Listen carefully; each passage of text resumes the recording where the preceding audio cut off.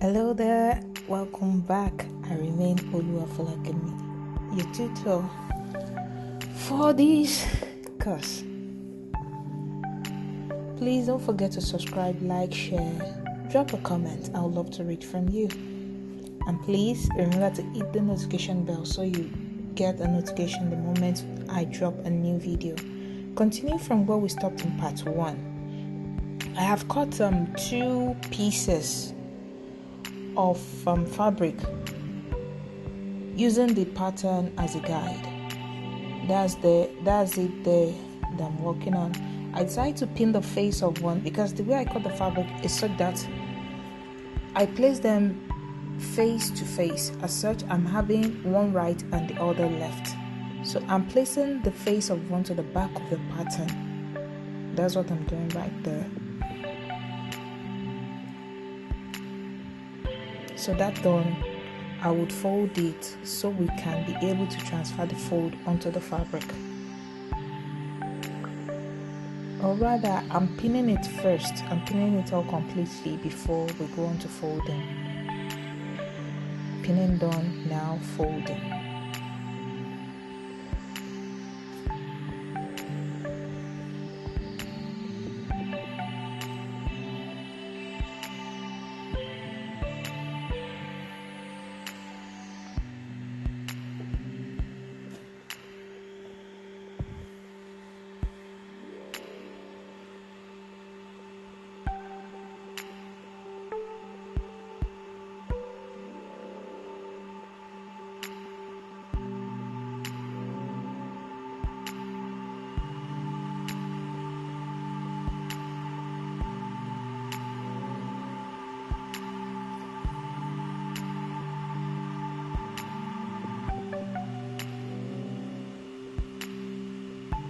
Please ensure you duplicate all the folds. So, first one folded, taking out the pin so I can detach the pattern from the fabric.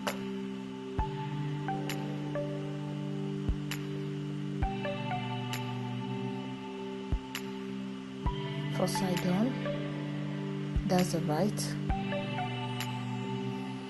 Now let's fix the left. The right will place the face of the fabric to the pattern, to the back of the pattern. But in the case of the left, the other one, it will be the reverse of the fabric to the reverse of the pattern.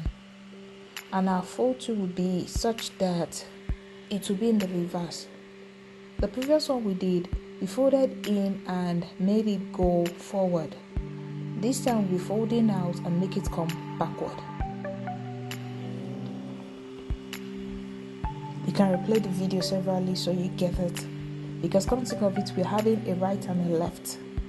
As such, whatever you do to right, you have to do the reverse to the left. So you see that.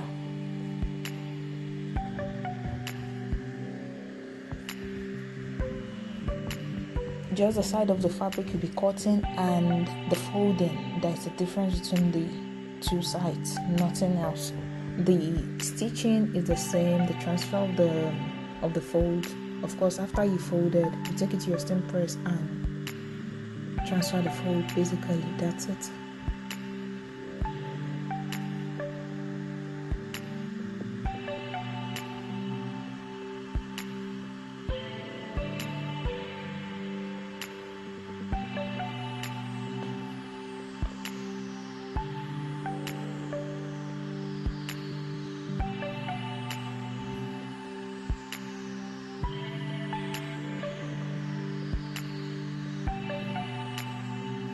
So that's done. Ready for steam press, all pressed. Now let's go back to the first one that we detached from the pattern. Starting from the last line. Pin it in place. Draw a line after the crease that was created. Stitch that line. Trim off the excess. Open it up. Next line. The same process all the way till you get to the very last one, which happens to be line 1. Also, remember to check the middle of whatever it is you've sewn to be sure there are no openings you see there. Because it won't be nice to have done all of this and realize later that there are some funny openings somewhere that was not properly cut. So please ensure you check, and once you check that everything is fine, trim off the excess, then you move to the next.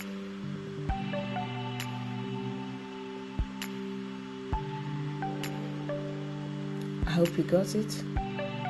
Yeah.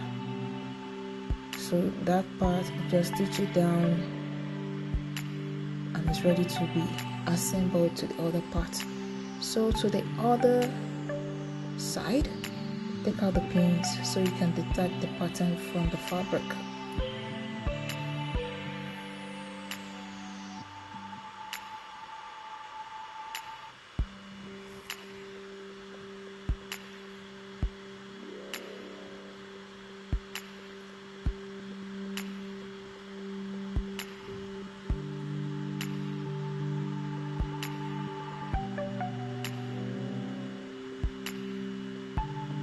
Done.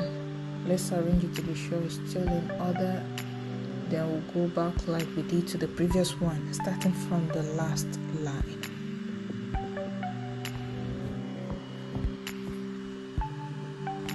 All looking good.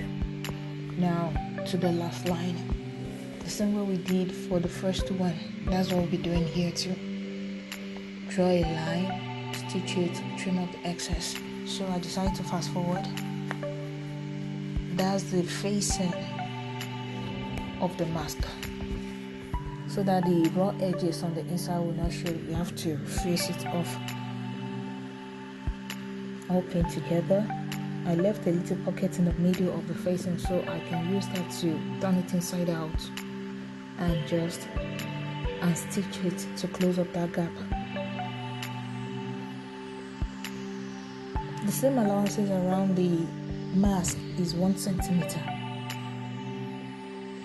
As such, whatever I'll be sewing here would be 1 centimeter all the way around.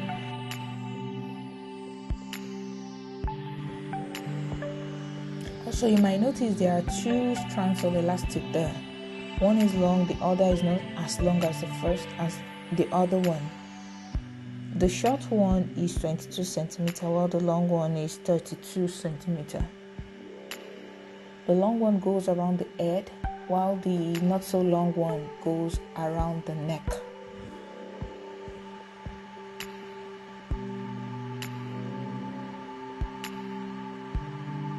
So marking out our seam allowance, that becomes a guide to what we are stitching.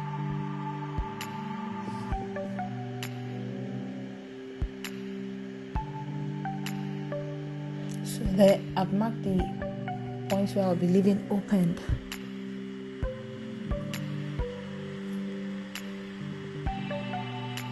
All of that done, take it to my sewing machine and stitch them up. All done. I snip because it's around the curve and I wouldn't want funny bulge on the inside that will not peep to the outside. Same with the facing.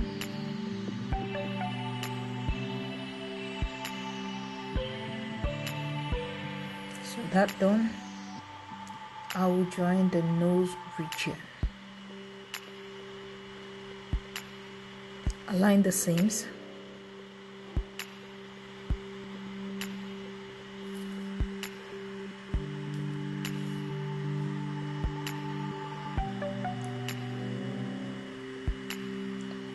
It's 1 centimeter for our seam allowances. As such, it will be 1 centimeter that will be sewn there. That line is also kind of curvy. That's why I had to ease before I go on to top stitch. Top stitching done, then I pin the long elastic in place. Please ensure you check so that you don't have a twisted elastic by the time you're done. That done, I go to the jaw region, align the seams, and sew my 1 centimeter allowance there too.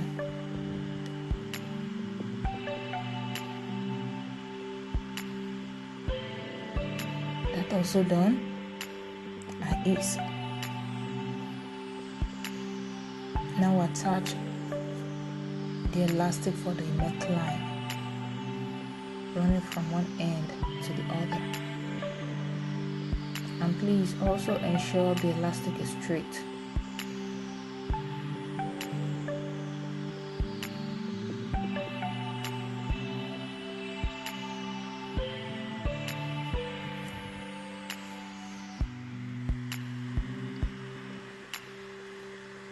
So now we're going to stitch. Stitching done. It's a curvy region, as such you have to ease. That's done. Going through the little pocket to left on the facing, we turn it right side out.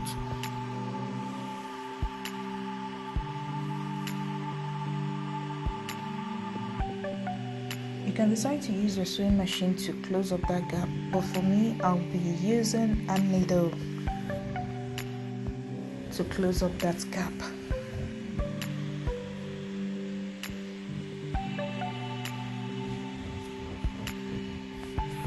And I also use the blind stitch, as such if you are not looking critically, you won't see the finishing.